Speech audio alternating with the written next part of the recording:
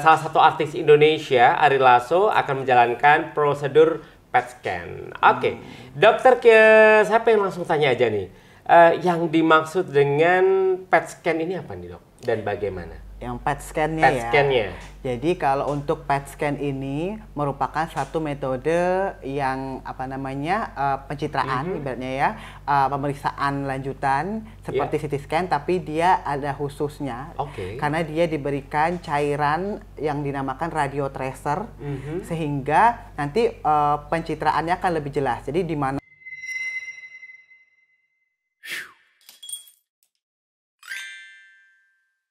Halo, apa kabar pemirsa? Ketemu lagi di acara Bincang Sehat bersama dengan saya R. Prastawa. Tentunya saya berharap pemirsa yang ada di rumah selalu sehat, selalu bugar, karena kesehatan itu adalah mahal harganya. Dan seperti hari ini kita kedatangan narasumber bintang tamu yang sudah kita persiapkan. Dokter ini ganteng, muda, dan pokoknya cetar. Oke, jangan lupa subscribe kita di Agarilus Series dan juga di Agarilus Official. Oke, dan kali ini sebelum kita ke tema, ini Ayah pengen nyanyi satu lagu yang kalau aku nyanyi lagu ini tuh terkenang-kenang sesuatu yang indah. Oh, boleh dong bantu nyanyi ya? Boleh. Oke, dari refnya aja ya. Yo, 3, 2, 1. Aku bisa membuatmu jatuh cinta kepadaku meski kau tak cinta kepadaku. Wow, berasa kita mau lihat konser ya, konsernya Ari Lasso. Iya, tapi kalau ngomong-ngomong tentang seorang Ari Lasso yang kali ini dikabarkan kurang baik ya, artinya Ari Lasso ini akan menjalankan prosesi operasi atau prosedur PET scan. Nah, ini adalah prosedur di mana secara kesehatan ini nanti akan dijelaskan secara rinci oleh dokter kita, Dokter Akbar tentunya. Dan Dokter Akbar sudah hadir di sini di sebelah saya, celing. Ya. Tadi saya lihat dokter juga ikut nyanyi loh, Dok. Oh iya, kamitnya iya. Gimana dokter, sehat ya? Alhamdulillah. Alhamdulillah. Baik, dan kita hadir kembali di acara Bincang Sehat. Dan kali ini kita membahas tema seputar kanker limfoma. Yang kali ini salah satu artis Indonesia, Ari Lasso, akan menjalankan prosedur PET scan. Oke, dokter, saya pengen langsung tanya aja nih. Yang dimaksud dengan PET scan ini apa nih, dok? Dan bagaimana? Yang PET scan-nya PET scan-nya. Jadi kalau untuk PET scan ini merupakan satu metode yang pencitraan ibaratnya ya, pemeriksaan lanjutan seperti CT scan, tapi dia ada khususnya. Karena dia diberikan cairan yang dinamakan radio tracer, sehingga nanti pencitraannya akan lebih jelas. Jadi di mana letak-letak kelainannya, di mana letak-letak dari misalnya dari sel kanker gitu ya, akan terlihat jelas dengan aktivitas si radio tracer ini terekam, terekam. Oh, di sini kankernya sampai sini, atau kanker sudah sembuh, atau nggak cuma kanker. Jadi banyak indikasi lainnya. Semua jenis kanker bisa. Dengan cara untuk evaluasi pasca kemoterapi atau sebelum kemoterapi dia untuk menentukan stagingnya. Jadi stagingnya ini ditentukan dengan sejauh mana si kanker ini sudah menyebar, gitu misalnya. Atau karena indikasi lain, misalnya gangguan jantung, katup ruang jantung, lalu ada gangguan infeksi, misalnya infeksi tidak diketahui penyebabnya, nanti si radio tracer itu bisa melacak gitu. Jadi semacam pemeriksaan CT scan, karena dia namanya positron ya, emission tomografi. Jadi biasanya nih pemeriksaan ini tuh digabung, Mas. Jadi PET CT scan. Jadi kalau CT scan. Jadi kalau PET-nya ini untuk memasukkan cairan radio tracer-nya untuk mengetahui aktivitas dari yang kita inginkan, apakah itu penyakit kanker, apakah itu infeksi atau gangguan otak atau gangguan jantung. Nah, nanti biar tertangkap dengan jelas dan lebih detailnya ditangkap sama CT scan kayak gitu. Itu bahaya nggak, Dok? Kalau bahaya atau enggaknya ada indikasi dan kontraindikasinya. Pasti tentu ada ya. ya. Efek sampingnya radiasi yang jelas. Baik. Kalau kita lihat ya, misalkan orang awam nih ya, pengen melakukan atau mencoba yang namanya PET scan ini, apakah hanya orang yang sudah didiagnosa terkena kanker atau memang orang awam pun boleh melakukan ini? Ya, Jadi yang pertama kita harus melihat indikasi ke pasien terlebih dahulu. Oke. Ada nggak indikasinya ke pasien gitu? Atau mungkin dia memiliki keluhan yang ingin dia ketahui, sudah cek sana sini tapi kok belum ketemu gitu. Misalnya 4 kategori tadi ya, apakah gangguan kanker atau jantung, otak ataupun juga infeksi. Nah, misalnya memang ada indikasi, maka orang awam pun juga boleh. Tapi harus dijelaskan, harus diketahui dulu bahwa ini juga ada efek sampingnya itu radiasi. Di mana radiasi ini juga berefek ke kalau ke ibu hamil ya misalnya cacat janin ya. Terus kalau bisa sampai seperti itu ya? Iya, teratogenik, bisa juga menimbulkan kanker baru, karsinogenik. Jadi kita harus menimbang antara banyak manfaatnya atau kerugiannya pada pasien ini. Gitu. Waduh, tikus lewat tuh. Iya. Tikus hitam. Iya. Segala sesuatu pasti ada resikonya. Ya. Kita minum obat pun ada kontraindikasinya. Nah, apakah dengan melakukan yang namanya PET scan ini ada ini dok, efek samping yang biasanya seperti apa sih dilakukan setelah proses ini? Ya, kalau untuk efek samping yang segera terjadi, umumnya itu jarang terjadi karena misalnya ini aman dilakukan. Tapi yang perlu dihati-hatikan 6 jam pasca dari pemeriksaan karena masih mengandung radio tracer, jadi masih bersifat radioaktif dalam tubuhnya, itu jangan berdekatan pada orang-orang yang rentan terhadap radiasi, misalnya tidak baik, misalnya ibu hamil, ibu menyusui, usia tua, lansia, kayak gitu ya. Dan untuk mengeluarkan si radio tracer tersebut dianjurkan untuk konsumsi minum air yang banyak agar keluar lewat urin cairan tersebut. Kan diinjeksi cairan radio tracer itu untuk pemeriksaan PET scan supaya dapat terlihat dengan jelas aktivitas penyakitnya tersebut. Betul. Oke, apakah ada perlu tindakan khusus misalkan setelah proses ini ada yang namanya diisolasi 1 hari atau beberapa jam gitu biar lebih khusus gitu? Enggak paling 6 jam biasanya, 6 jam pasca aja ya? tindakan. Pengasingan selama 3 bulan gitu? Itu bukan, itu pengangsingan. Itu zaman Bung Karno dulu ya. Iya.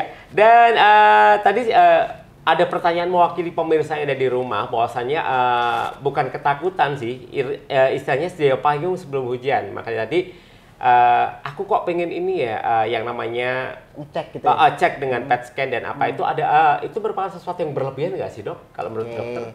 Kalau memang kita kan melakukan pemeriksaan pada pasien, kalau memang ada suatu indikasi untuk lakukan PET scan dan pasiennya ada biayanya ya, dan dia mampu, kenapa tidak sebenarnya? Tapi yang perlu kita jelaskan adalah di sini bahwa ini juga beresiko, paparan radiasi, dan dokter juga harus mengevaluasi ada penyakit penyerta tidak, penyakit jantung, penyakit gula gitu. Gula ini terutama ya karena radio tracernya itu atau cairannya itu tuh glukosa, jadi gula ya. Jadi nanti kalau misalnya gula tinggi dan gulanya si orang pasien ini tinggi akan mengacaukan aktivitas si radio tracernya. Gitu. Jadi pentingnya radio tracer, kelebihan dari si CT scan, PET scan ini, jadi misalnya dia memasukkan cairan tersebut untuk pasien kanker nih mas, untuk mengetahui kankernya ini respon nggak ya kemoterapi pengobatan kemarin gitu, apakah kankernya bertambah luas atau dia bertambah baik. Nah, nanti akan terlihat dari radio tracernya ini.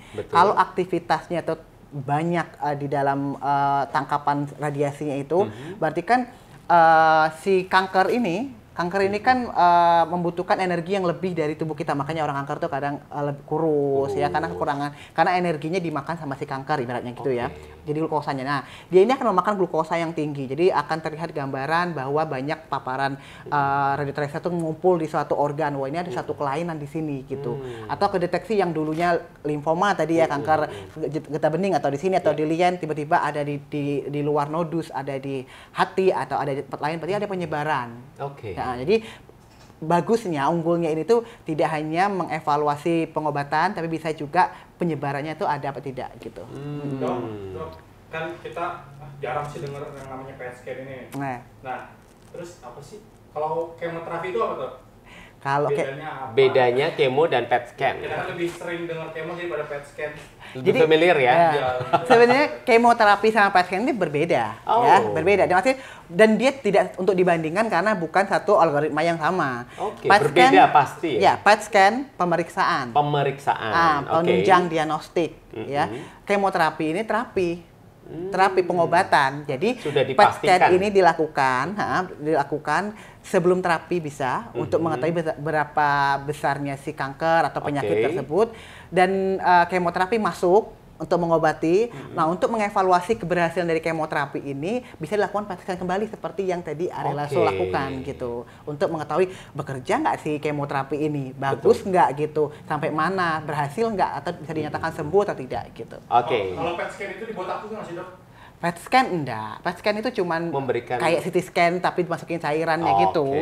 Kalau kemoterapi ya itu ada efeknya membunuh selnya gitu. Seperti itu. Nah, kalau kita ngomong masalah artis Ari Lasso ini yang melakukan namanya PET scan ini, dan ini dinyatakan berhasil nih, Dok. Nah, kalau dari kacamata seorang dokter Akbar ini, kira-kira faktor apa saja sih, Dok? Apakah bisa, maksudnya kita menyembuhkan kanker itu dan sebagainya dengan yang pertama melakukan PET scan ini, Dok?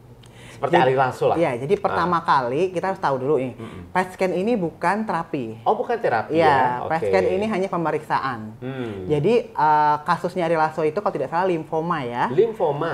Jadi kanker dari sel limfosit B dan T yang mengendap di kelenjar limfe, yang dia itu bermutasi, tumbuh terus-menerus, akhirnya kan kita tahu sifatnya kanker itu dia itu berdiri sendiri. Dia bisa cari makan sendiri, dia bisa membela diri sendiri, terus dia itu immortal tuh dia tidak terkendali. Jadinya jadi dia berkembang terus dan dia tidak ada yang mengendalikan. Dia kuat sekali gitu. Nah, makanya akhirnya terjadilah satu limfoma ini ya. Nah, limfoma ini kenapa bisa terjadi kalau penyebab pastinya itu belum diketahui. Tapi ada beberapa faktor risiko dari limfoma ini yang dapat memperbesar terjadinya si limfoma. Misalnya infeksi virus, Epstein-Barr virus, ya, Epstein-Barr virus, atau kita sering kalau infeksi Epstein-Barr virus itu demam kelenjar, demam terusnya besar gitu. Terus ada virus HIV pada orang-orang yang imunosupresan, misalnya pada HIV yang imunnya tertekan ya. Terus pada orang-orang yang mengobati pengobatan imunosupresan, pengobatan steroid jangka lama, terus orang yang cangkok sumsum tulang, atau orang-orang yang punya riwayat keluarga terhadap limfoma, dia akan menurun lebih besar. Dan ada juga faktor risiko terkait petani ya, karena dia terpapar dengan herbisida, dengan pupuk organik apa itu. Itu juga berbahaya, Dok? Itu merupakan faktor risiko, jadi dapat mutasi gen tadi ya. Baik, jadi ini warning juga ya buat pekerja pertanian. Selalu pakai alat pelindung diri. Mungkin harus dengan itu. Iya, herbisida ya, yang herbisida. Herbisidanya. Yang herbisida, terus makanan tinggi lemak hewani juga. Bisa juga. Iya, jadi faktor resiko. Jadi bukan berarti kalau kita makan lemak tinggi akan terjadi limfoma ya, tapi memperbesar resiko terjadinya si limfoma tersebut. Karena tiap hari. Karena itu enak loh. Ya, jadi Nah, jadi sampailah si Ari Lasso ini terdiagnosa limfoma. Baru dia menjalani operasi ya, pengangkatan yang mungkin terjadi di mana, nodus ketiak atau nodus selangkangan atau di limpanya di bawah lambung ya. Itu bisa diangkat lalu dilakukan kemoterapi tadi.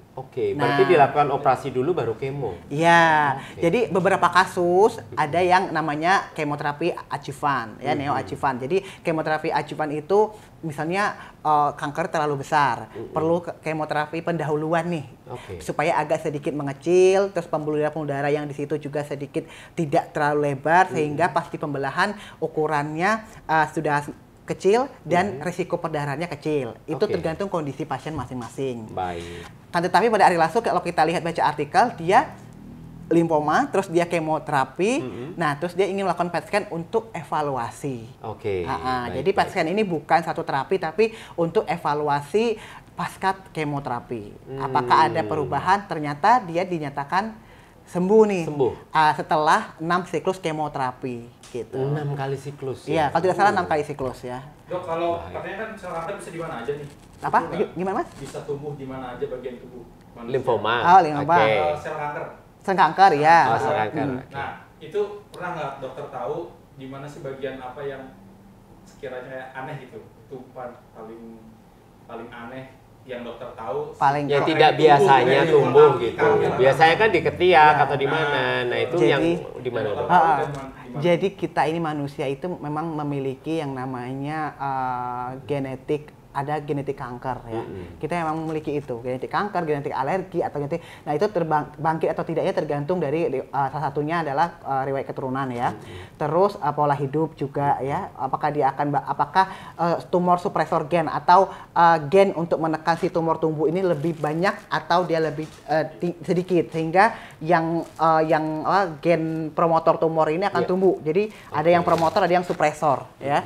Sehingga kalau misalnya banyak supresor ya tidak akan tumbuh gitu.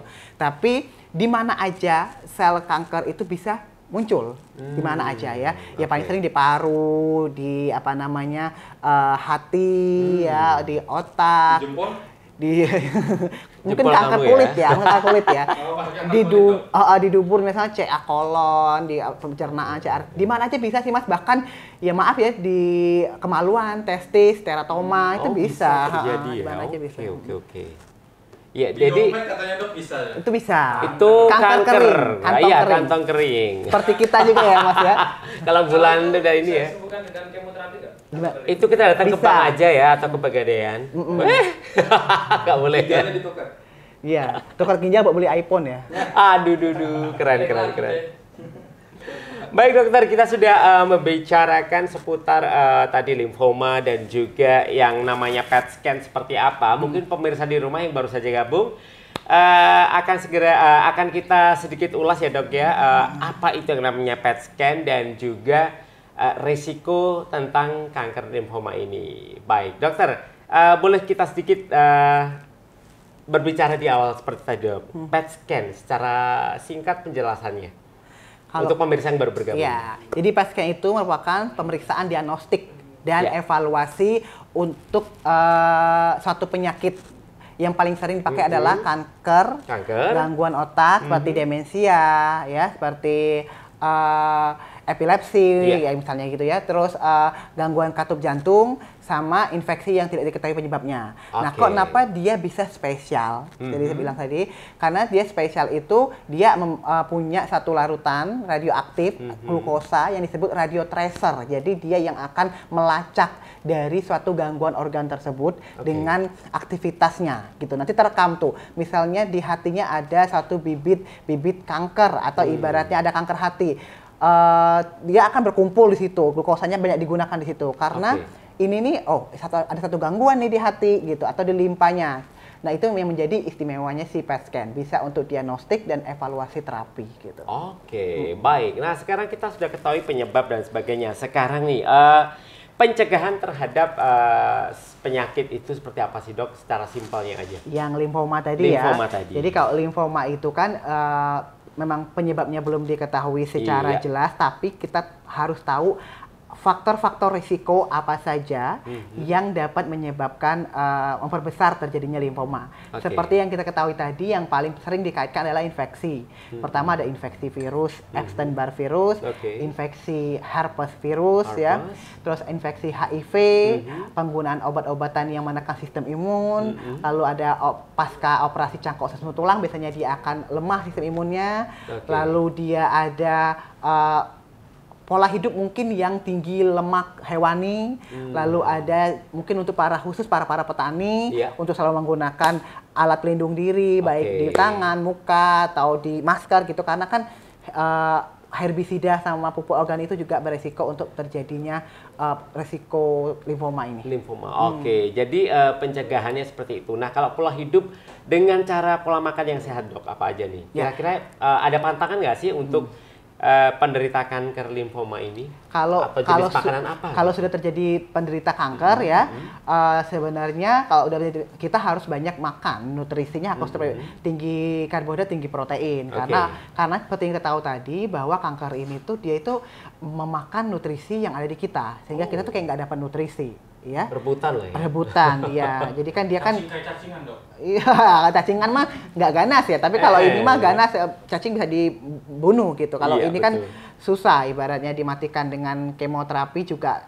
Kita pun memiliki efek tadi ya kalau kemoterapi. Jadi makannya selama tidak alergi ya boleh makan apa saja. Tapi yang baik tinggi protein, tinggi karbohidrat, tapi rendah lemak. Gitu. Baik, rendah lemak juga dipastikan ya. Iya, karena tidak bagus kalau banyak lemaknya nanti hal-hal yang lain, seperti kegendutan atau banyak lemak itu dapat memperberat inflamasi, peradangan, infeksi ataupun bahkan aktivitas si sel tumornya tersebut. Oke, benar nggak sih dok? Karena katanya menghindari konsumsi susu, keju, daging, sebagainya itu bisa paling nggak membantu mencegah dari kanker limfoma ini. Tinggi protein ya, tinggi protein iya ya? Kan susu, keju tinggi protein, jadi memang bagus untuk dikonsumsi dalam jumlah yang pas. Oke, boleh dikonsumsi tapi boleh, pas ya. Oke, tidak berlebihan atau lebay. Dok, itu kan kanker katanya bisa ketahuan kalau di PET scan itu. Ya. Kalau kita nggak punya duit, terus pengen tahu kita kena nggak ya indikator di badan kita ini apa sih dok? Oh, gejala-gejala awalnya ya. Jadi gejala-gejala awalnya itu ada yang disebut dia itu ada B symptom ya. Jadi ada gejala demam lebih 38 selama lebih dari 1 minggu yang tidak diketahui penyebabnya. Jadi nggak ada infeksi, nggak ada apa gitu, tapi kok demam terus tinggi terus. Terus mungkin nanti akan terjadi nyeri perut karena adanya pembesaran organ. Organ splenomegaly ya, lien. Jadi akan sebah gitu, perutnya terasa penuh, begah gitu, tapi di sebelah kiri gitu ya. Kalau sebelah kanan dari hati nanti ya. Terus ada lagi penurunan berat badan lebih dari 10% dalam 6 bulan. Misalnya Mas 65 ya, ternyata turunnya lebih dari 6,5 kilo sampai 7 kilo sampai 10 kilo. Jadi istilahnya yang harus kita waspadai gejala-gejala tersebut, mungkin kadang kita menyepelekan, ibaratnya tidak itu kan biasa ya, demam biasa gitu. Mungkin laku pemeriksaan dikasih obat terus udah sembuh gitu. Tapi kok kalau kita tahu Ari Lasso, dia merasa waktu itu nyeri perutnya yang sangat amat hebat. Beda lah, yang dia bilang dia dikerokin kok nggak sembuh, biasanya sembuh nih nggak sembuh. Terus dia nyeri perut. Akhirnya kan dia lakukan pemeriksaan CT scan tersebut ya. Oke, nah ternyata indikasi yang sebenarnya simple itu juga harus kita waspadai dok ya dalam tubuh kita ya.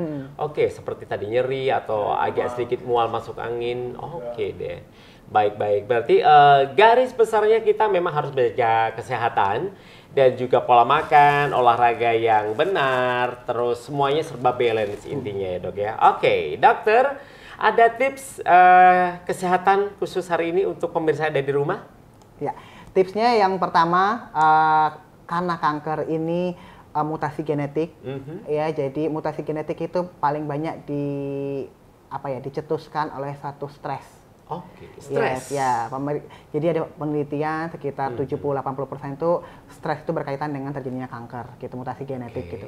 Jadi nggak cuma kanker sebenarnya, tapi seluruh penyakit diperparah oleh stres. Tapi karena ini berhubungan dengan genetik dan kita tidak mengetahui penyebabnya, bahkan limfomanya tidak tahu penyebabnya apa, kenapa dia bisa mutasi gen, ya gitu.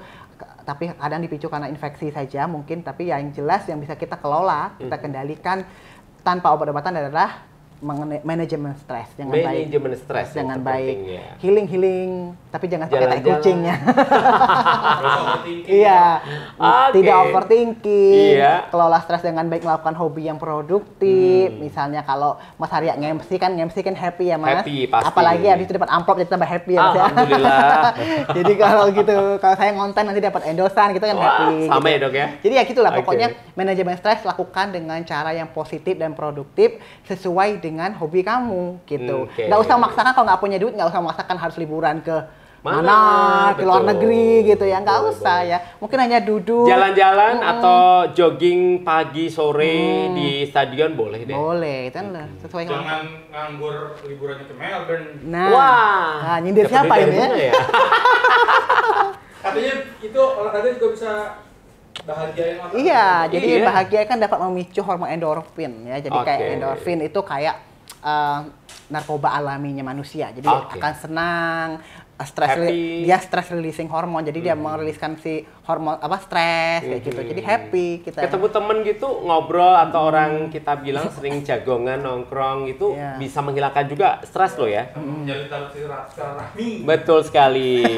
Woi, pokoknya luar biasa. Jadi kalau ditanya komplikasi dari kanker ya Banyak. Yang pertama adalah metastase. Yang bahayanya adalah metastasenya ada penyebarannya. Penyebaran ke otak, penyebaran ke hati, penyebaran ke paru-paru. Nah, kalau udah menyebar itu udah minimal tuh stadium 4. Jadi itu apa namanya, terapinya mungkin akan terjadi yang namanya terapi paliatif atau kemoterapi paliatif atau radioterapi paliatif ya.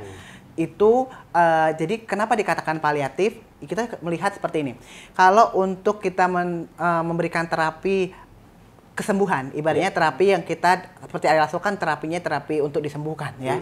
Karena kondisinya masih muda, masih produktif, mungkin limfomanya juga masih stadium 1 2 ya, nggak sampai 3 4. Tapi kalau udah stadium 4, udah menyebar kemana-mana, nah terapi yang seperti kemoterapi yang seperti Ariel Lasso ini mungkin tidak bisa kita terapkan karena setiap pasien memiliki goalnya masing-masing. Jadi mungkin kalau goalnya seperti Ariel Lasso, goalnya akan mendapatkan kesembuhan, rilis dari kemoterapinya selesai.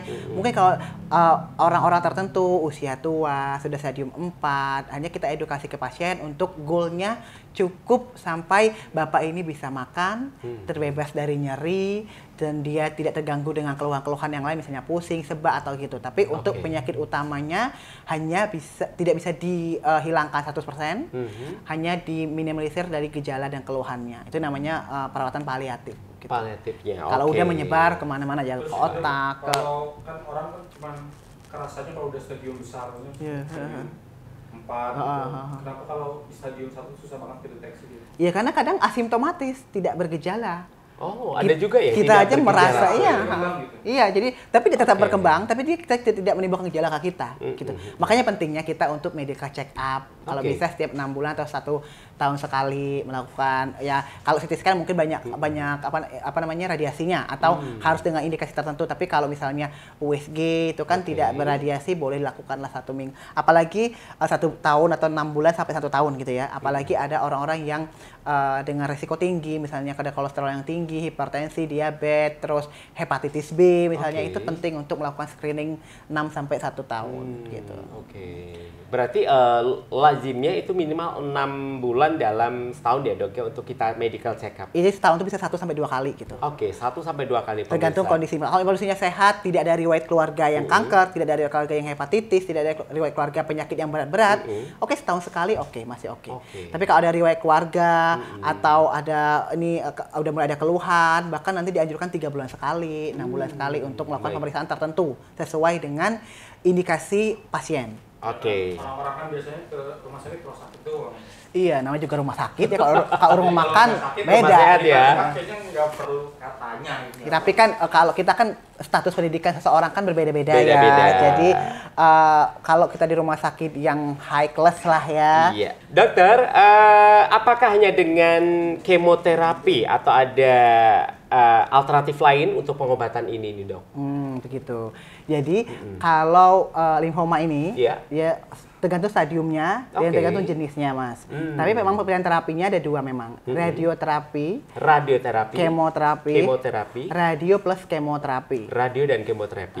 Jadi memang tergantung stadium, tergantung tipenya. Memang harus kalau secara medis dia radioterapi atau kemoterapi. Karena kemoterapi itu kan memasukkan cairan zat-zat kemo ya, terus untuk mematikan bukan mematikan ya, melemahkan si sel-sel tumor ya. Akan tetapi kadang beberapa zat ini yang tidak spesifik, ibaratnya tidak hanya sel tumor saja. Makanya sel-sel lain bisa ikut mati, misalnya rambutnya jadi rontok, mukanya rambut rontok terus mukanya jadi pucat. Jadi sel-sel sehatnya juga ikut mati, Mas, gitu. Tapi misalkan sampai pasien ini sembuh, apakah bisa kembali ke normal kembali rambut? Jadi kan dia kan di kemoterapi efek zatnya waktu paru atau efektivitas si zatnya itu udah hilang nanti akan selnya kan regenerasi lagi ya. Sel sehatnya ya harapannya, kalau sel kankernya nyahlah situ gitu ya. Bisa menyebabkan kemandulan nggak sih dok itu?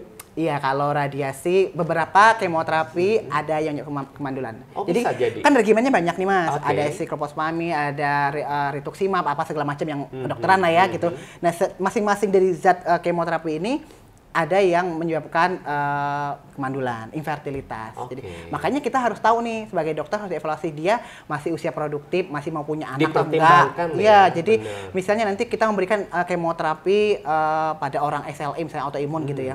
Kemoterapi siklospamid itu kan pada usia-usia muda, cewek gitu. Kita inform konsen edukasi ke pasiennya itu harus kuat.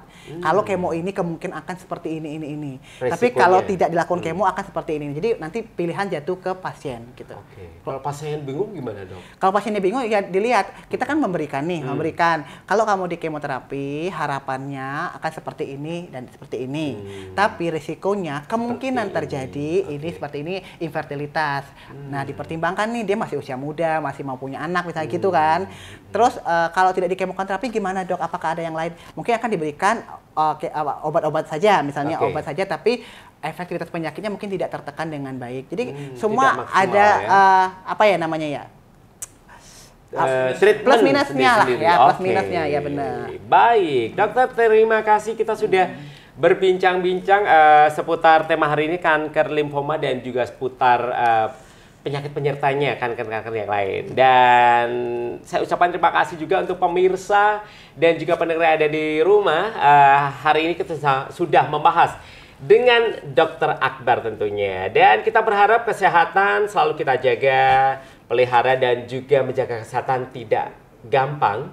Tapi kita juga harus berolahraga, makan makanan yang teratur, dan menjaga pola hidup yang sehat tentunya. Baik, akhirnya saya Arya Prastawa dan dokter ganteng saya di sebelah, dan Dr. Akbar mengucapkan terima kasih. Sampai jumpa dan